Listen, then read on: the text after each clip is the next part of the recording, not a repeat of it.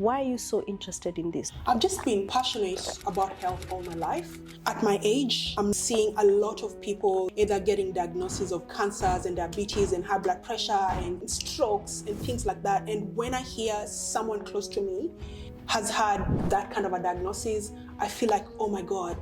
And I'm so passionate about health, and I have so much information about how to prevent these lifestyle diseases. Why am I not doing something about it? So stress is another factor. We need to really be mindful about how we expose ourselves to stress. And stress is not a bad thing, because it's that thing that makes you get something done. Stress is a good thing.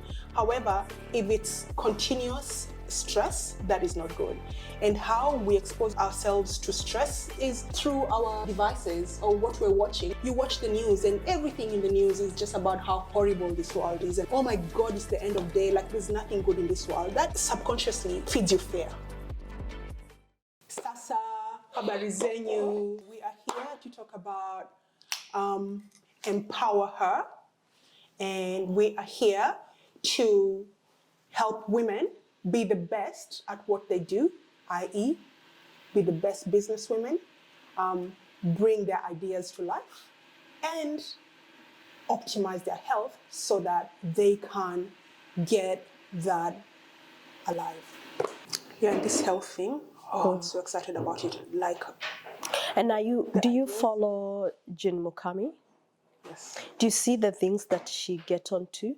You need to start, because there's nobody necessarily that does similar thing here. Obviously, you do it your own way, but to pick the strategies from there.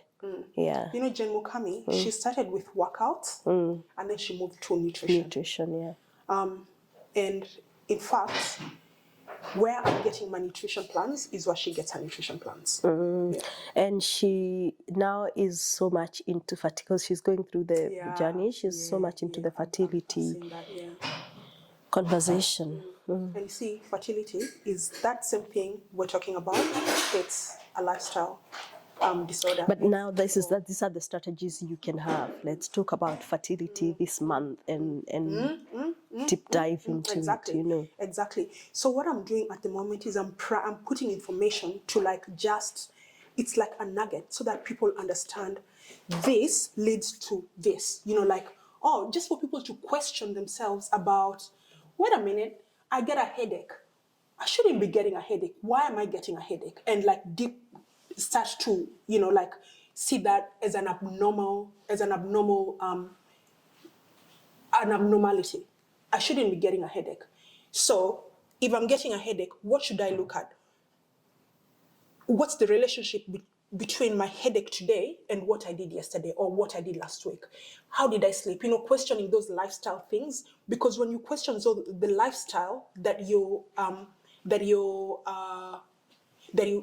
have, you will find some commonalities of certain symptoms when symptoms arise to something you may have done.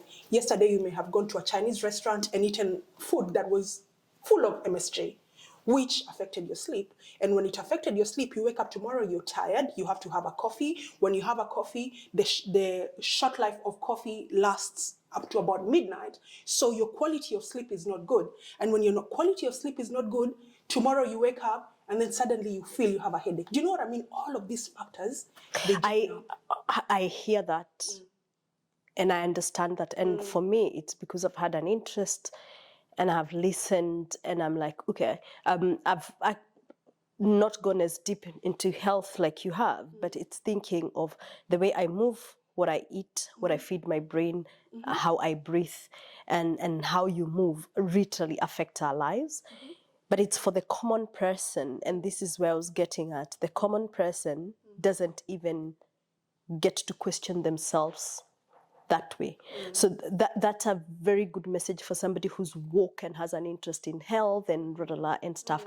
But how can we get people, particularly like the young generation, because for me my interest comes really because when life is messed at that age, it's, you know, how can they start understanding what are some of the things they could do right now to or what you could do to get the message clear to them, knowing that there's information fatigue, there's so much information, and knowing that people sometimes don't have an interest in, I won't question, I just So how do they get Yeah, interested? I guess, I think you're looking at a different demographic to what I'm looking to service.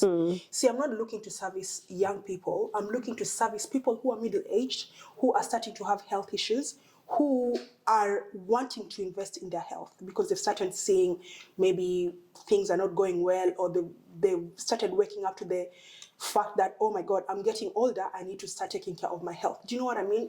I can't service, it's that thing of like, who am I here to serve? Do you know what I mean? I can't serve, if I just serve like a broad demographic, it's very easy to niche to those people's needs.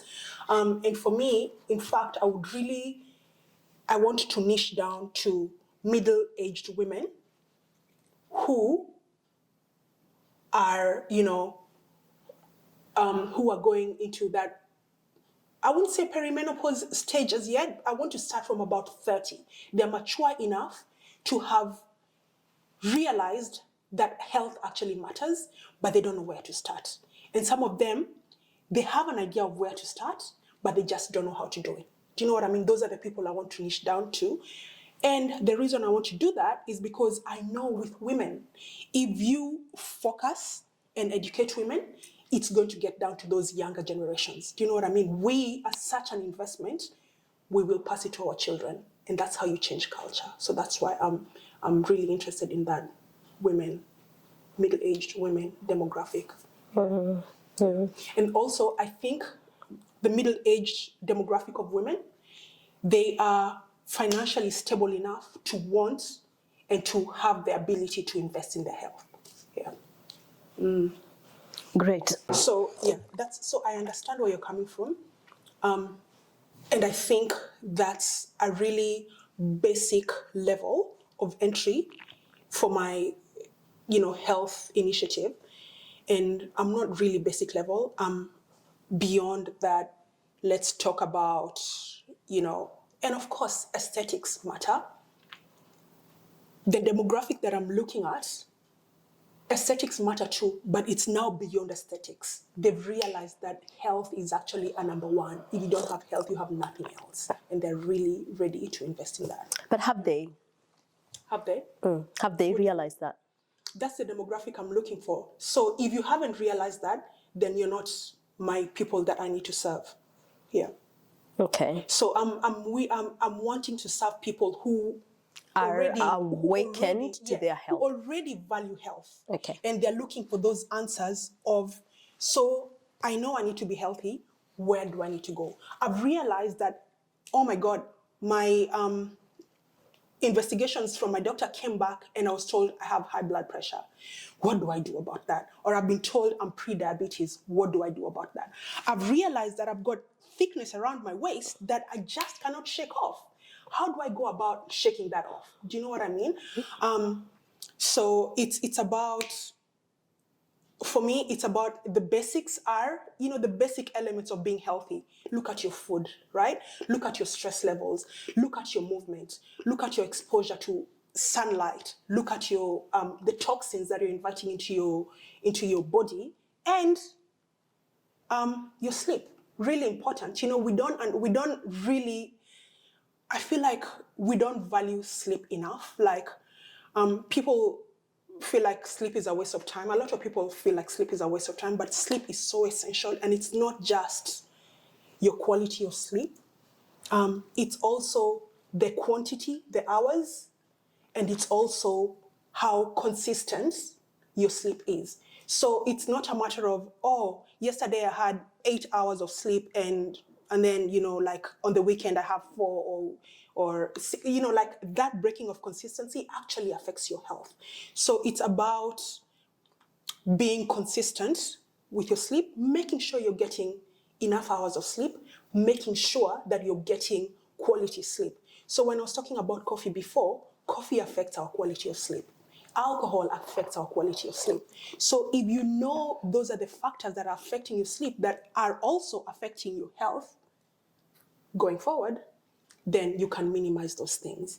And so I am here to educate you on how do I get quality sleep? How do I get consistency sleep? How do I get great quality of sleep. So why does sleep matter? Sleep matters because it's when you sleep, it's like your brain, it's the time that your brain cleanses itself. It's also the time that all those things that you've learned get stored into like memory for you to be able to retrieve later if you need it. So for example, if you don't get good quality sleep during your deep sleep, that's when you cleanse your brain. During REM. it's during REM sleep that now your memories are stored into your memory centers that you can retrieve later. So with our wearables, they're really good because with your wearables, even though not all of them are accurate, and I don't think they can be super 100% accurate, but they give you an indication.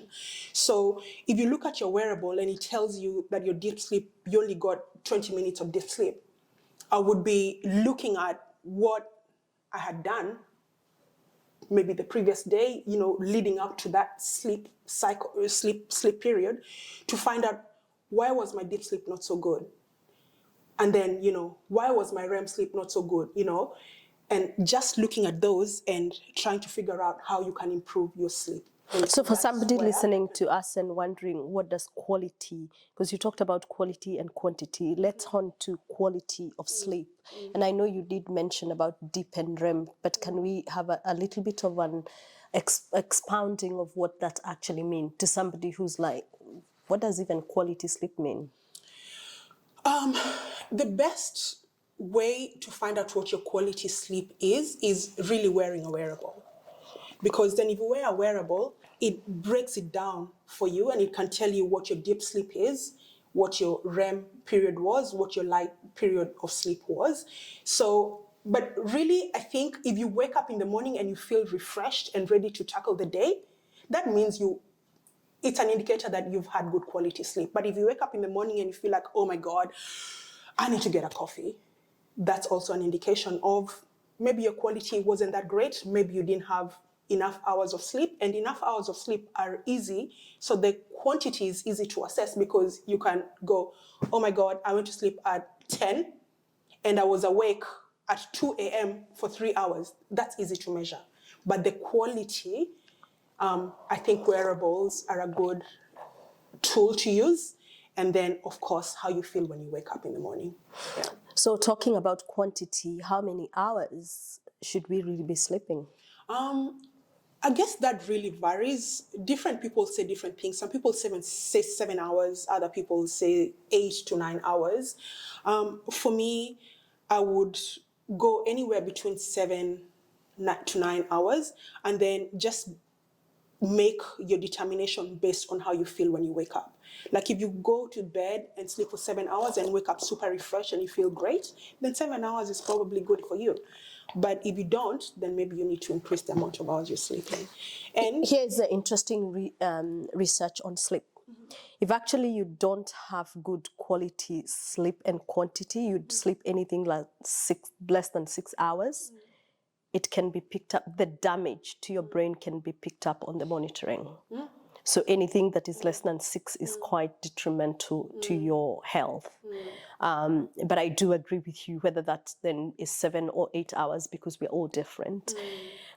Traditionally, culturally, and we also speaking and honing to entrepreneurs, and we know when you're on the journey of entrepreneurship, you're working so hard, you're the it in the business, and sometimes you have to juggle things, but obviously sleep is really important. But we've traditionally been conditioned to think that not sleeping is actually heroic. And so that's why people, most of the time, they don't sleep, because I just want to keep working.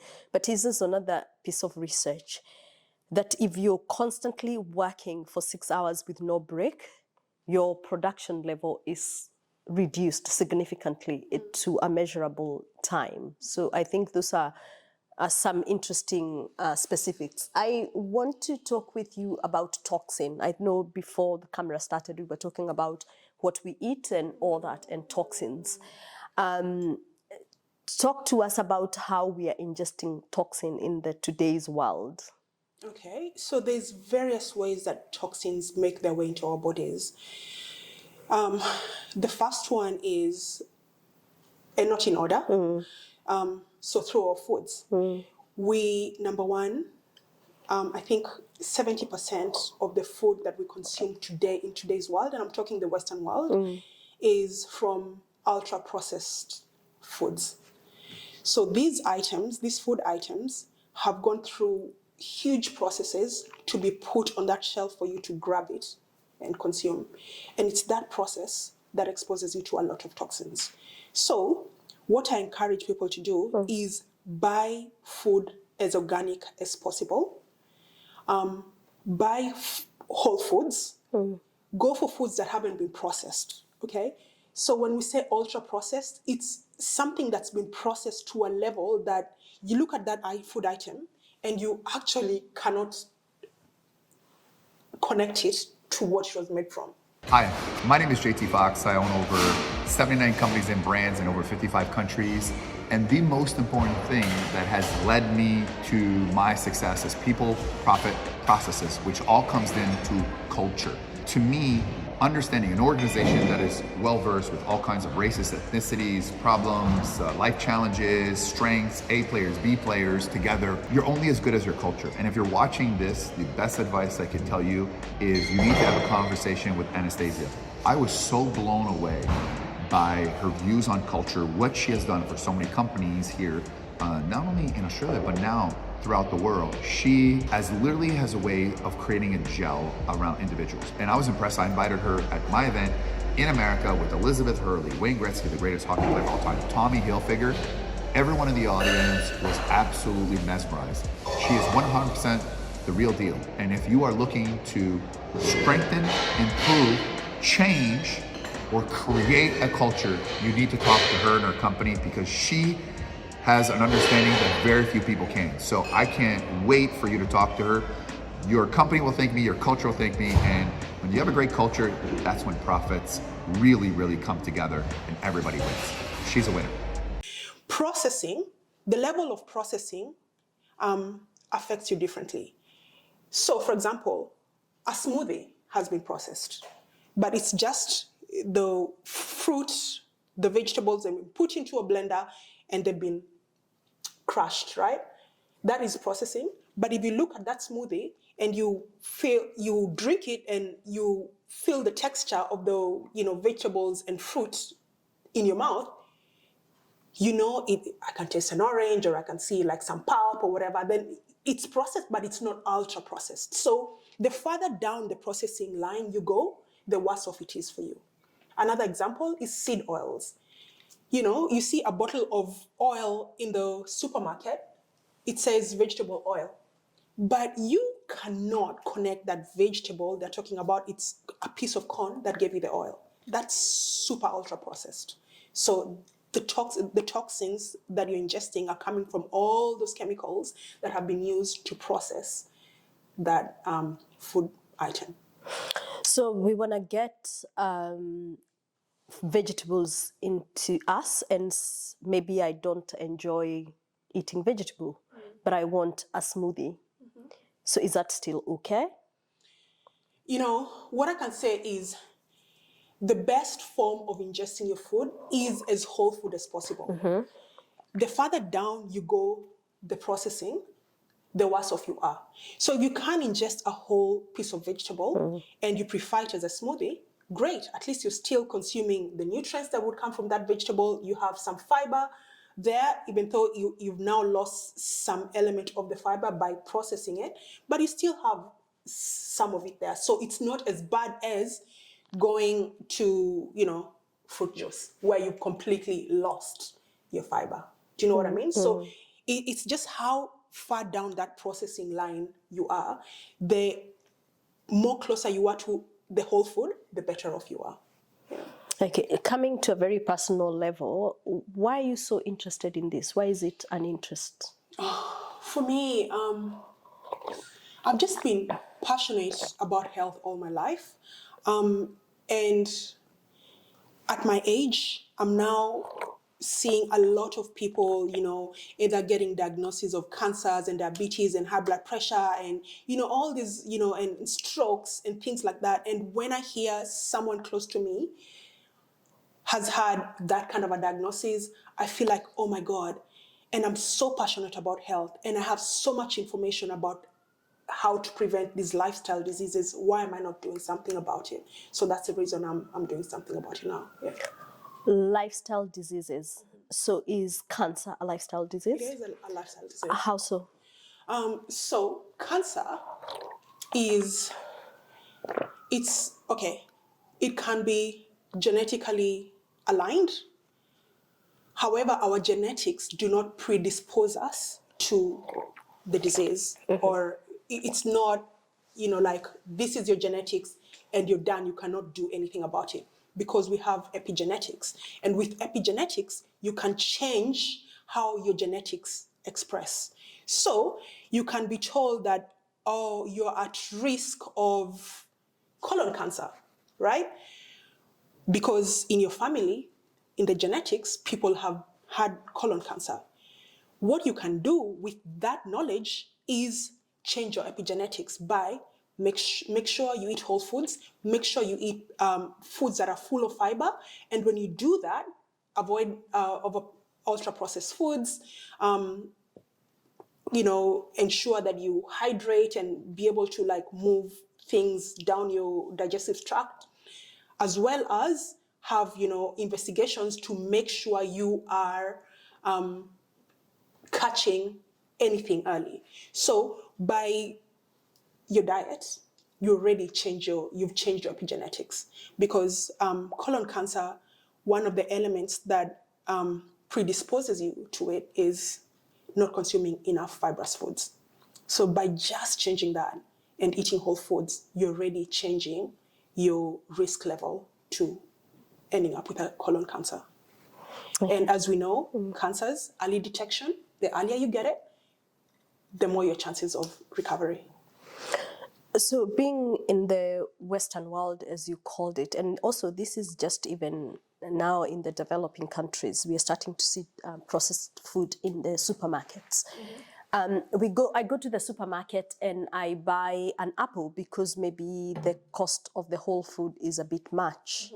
What's the impact of that? That I didn't buy it as organic, but I did buy an apple from Woolies. So our foods nowadays are sprayed with pesticides and herbicides, and they've been growing them. In the process of growing them, they've been exposed to synthetic fertilizers. So that is already a risk in itself. What I would say is, if you can't afford to go organic, try and minimize that exposure as much as possible. So, for example, I would be more inclined to buying foods that do not absorb the herbicides sprayed on them too easily. For example, something that you can peel would reduce that element of exposure. So like if you're buying an apple, I would peel it, I would wash it, and I would peel it. I would try and buy fruit like banana because you can peel it. I would avoid berries because they've got really thin skin, and any spray on them goes right through the fruit. So I would just be more intelligent, try and inform my intelligence when I'm buying those food items to try and avoid products that very easily will expose me to toxins. Yeah. Can I just ask this actually, now that you've mentioned the berries? Is there benefit of me eating the berry even if I'm buying it from Woolies, from the antioxidants it gives me or not, or it's counterproductive if it's not organic? What is it a... Who knows? Who knows whether the toxins that you're ingesting are overpowering the antioxidants that you're having from the fruit. I mean, I would just totally avoid, buying berries that are not organic. Woolies and Coles have really good lines of organic frozen berries, and they're kind of affordable, so maybe that's a consideration.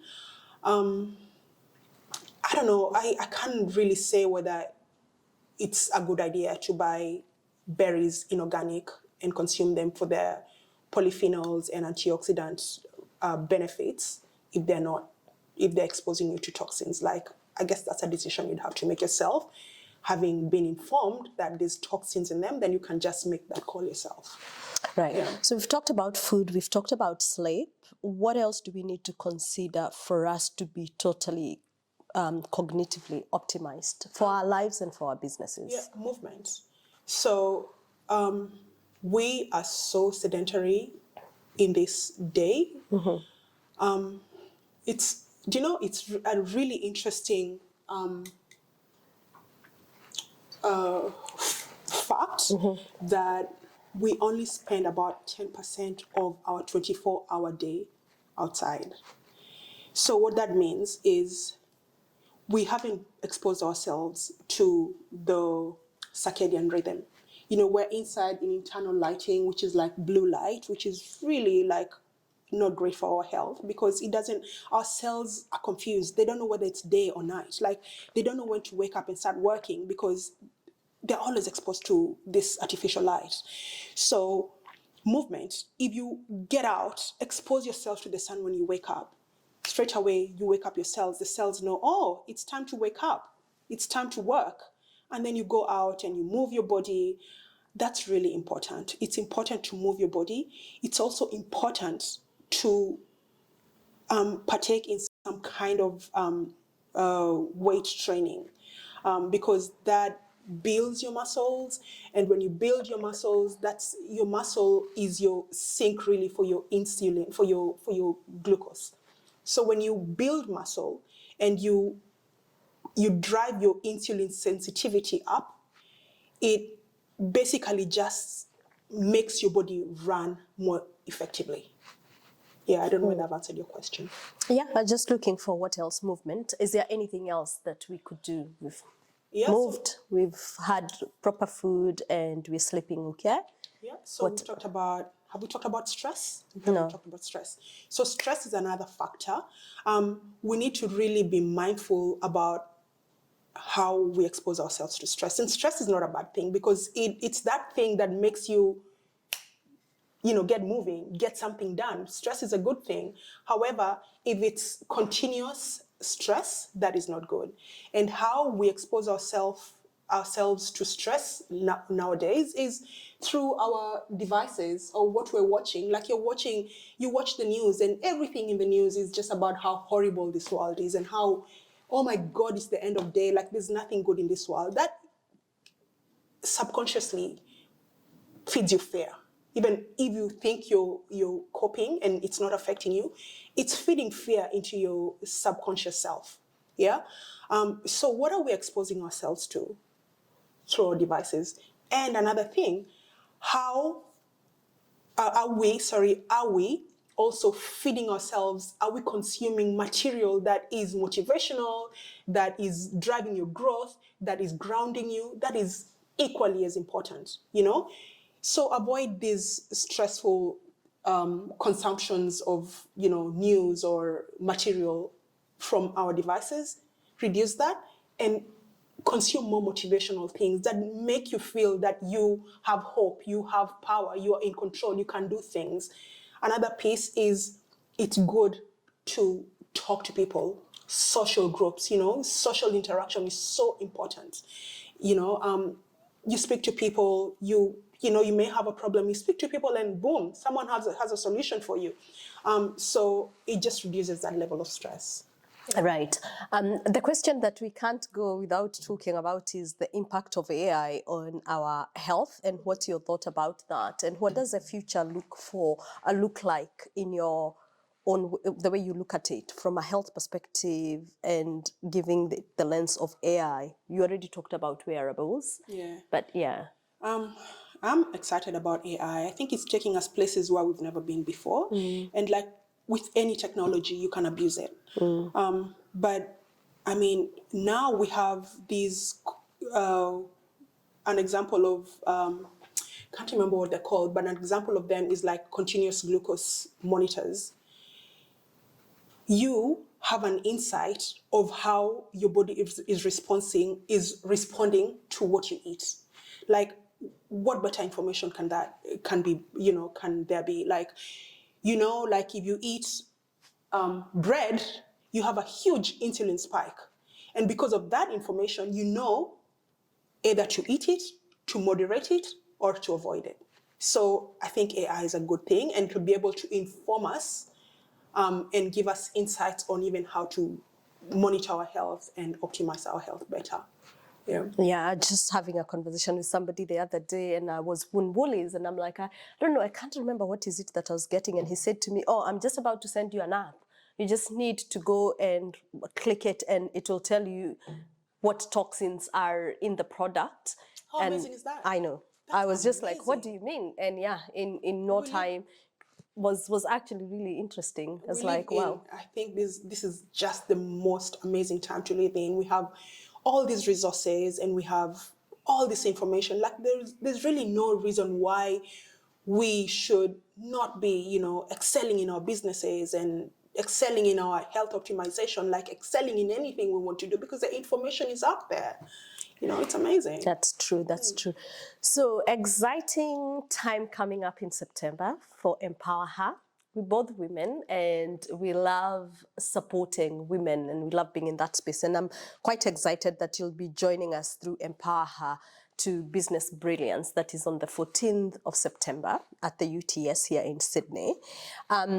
What can our participant expect to be getting from you or hearing from you? Yeah, this is really, really exciting. I'm looking forward to speaking with, our participants, and what they can expect to get from me is information on how to optimize their health. So those nuggets that we've talked about now, we can break more into that, and basically you'll be able to leave the conference knowing exactly what you need to hone into in order to optimize your health, so that you can cognitively be at your best and you can be able to run your business successfully. Yeah. Amazing. So this is for the emerging entrepreneurs and the entrepreneurs in the making. We are holding Business Brilliance to support you to create your client to be best in business, because when women rock, for me, it's financial. We have to have financial and time freedom. And we can't have that without having health. So it's a really important conversation. It's an important conversation. And the one key aspect that we will hone into the conference, and we haven't talked about it today, is mental health. Because not only are we going to be optimizing our cognitive ability to be successful in business, but our mental health. It is so important as mothers, as women, as business people. It is really, really important. As we come to a very closing, I want to hear what would be your final remarks. If today everything that you know was going to be erased and you had to give people 3 advice, 3 tips, what would those be? Well, I would say, number 1, health is wealth. You are in control, and you've got all the resources and all the material you need to be healthy. So there's no reason why you should not be healthy and success in everything that you're doing.